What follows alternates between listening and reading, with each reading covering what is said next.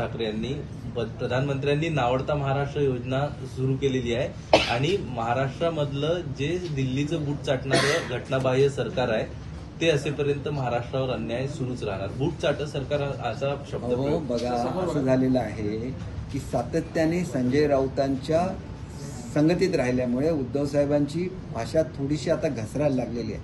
त्याची यांनी काळजी घेतली पाहिजे की आपण बाळासाहेबांचे चिरंजीव आहोत. महाराष्ट्राला किती मिळालं ते बघा. नुसत्या मेट्रोना काही हजारो कोटी रुपये मिळालेले आहेत. मराठवाड्यातल्या सिंचन प्रकल्पांना पैसे मिळालेले आहेत. विदर्भातल्या सिंचन प्रकल्पांना पैसे मिळालेले आहेत. मेट्रो प्रकल्पांना पैसे मिळाले. रेल्वेला पैसे मिळाले. काहीच नाही कळत तुम्हाला. काही शब्दप्रयोग वापरायचे याला काही अर्थ आहे का? मग तुमच्याकडे असलेले कार्यकर्ते काय करतात? तुमचं ज्यावेळेला लालूचांगण करतात त्यावेळेला त्यांना जर कोणी म्हटलं की बूट चाटतात म्हणून तर तुम्हाला ते चालेल का? बघा, त्यांच्याबद्दल अत्यंत आदर आहे.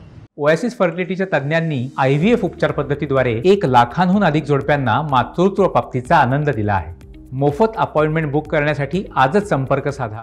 परंतु अशा रीतीने कोणाची संभावना करायची नसते आणि केली तर ते आम्ही सहन सुद्धा करणार नाही. पहाटे 4-4 वाजेपर्यंत जागून शिंदे साहेबांनी काम करायचं आणि तुम्ही सकाळी 11-12 वाजता प्रेस कॉन्फरन्सेस घेऊन वाटेल ते बोलायचं. आज किती मोठा रिलीफ दिलेला आहे जे लोक टॅक्स भरतात त्यांना. अशी कधी टॅक्सची पद्धत नव्हती. किती पद्धतीने टॅक्सचा रिलीफ दिलेला आहे. इन्कम टॅक्समध्ये दिला, त्यानंतर कॅपिटल गेनमध्ये टॅक्समध्ये दिला.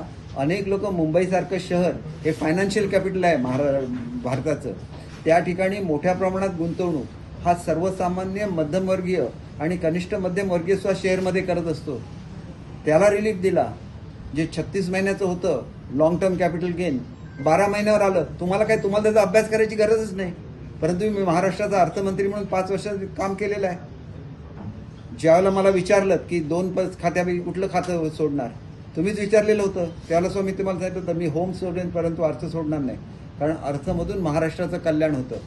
आणि त्यावेळेला सांगून मात्र फडणवीस साहेब आमच्या पक्षाचे नव्हते, दिल्लीला गेले आणि राज्यमंत्र्यांच्याऐवजी कॅबिनेट मंत्री दिला त्यांनी महाराष्ट्राला. कशासाठी दिला? त्यांना एक चांगला मनुष्य गृह खात्यामध्ये पाहिजे होता. पण तुमच्याकडे ती बघण्याची दृष्टी नाही. तुम्ही मला विचारलं की तुमच्या 2 खात्यापैकी कुठलं खातं ठेवायचं आहे म्हणून. त्याच वेळेला मी सुदैवाने कार्यक्रमाला गेलेलो होतो आणि तिथं फडणवीस साहेब होते, दिल्लीला निघाले होते. मला म्हणाले थांब, अजिबात खातं वगैरे सोडू नको, मी जातो दिल्लीला, संध्याकाळपर्यंत काय ते तुला सांगतो. आणि दिल्लीवरून त्यांनी राज्यमंत्रीऐवजी कॅबिनेट मंत्री दिला शिवसेनेला. आम्हाला आदर आहे उद्धव साहेबांच्याबद्दल, पण त्यांनी शिंदे साहेबांबद्दल वाटेल ते बोलावं. एवढं सुद्धा नाही. आजपर्यंत तुमच्या अत्यंत जवळचे होते. तुमचं सगळं राजकारण ते करायचे आणि रात्री 4-4 वाजेपर्यंत. आज सकाळी बरोबर 5 वाजता झोपलेले आहेत. मला माहिती आहे कारण मी रात्री 2 वाजता त्यांच्या घरी गेलेलो होतो. किती एखाद्या माणसाने काम करायचं. आणि तुम्हाला कोर्टाने कुठे रिलीफ दिलाय का? घटनाबाह्य म्हणायचं तुम्हाला अधिकार कोणी दिला?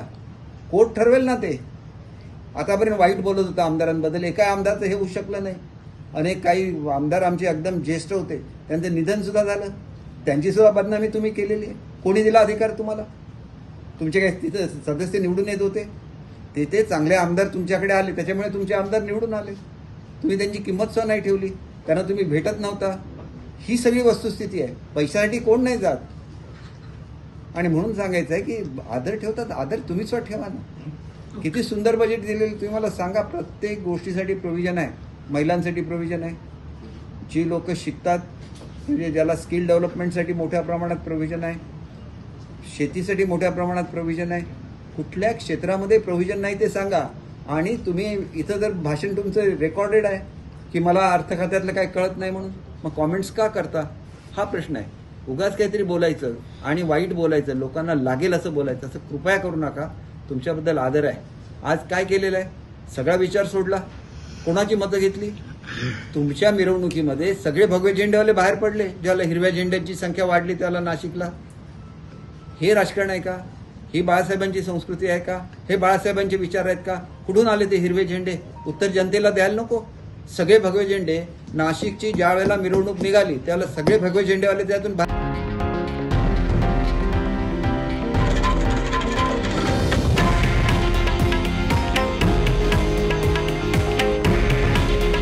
हे आहे देशातील नंबर 1 न्यूज नेटवर्क आणि आपण पाहत आहात TV9 मराठी.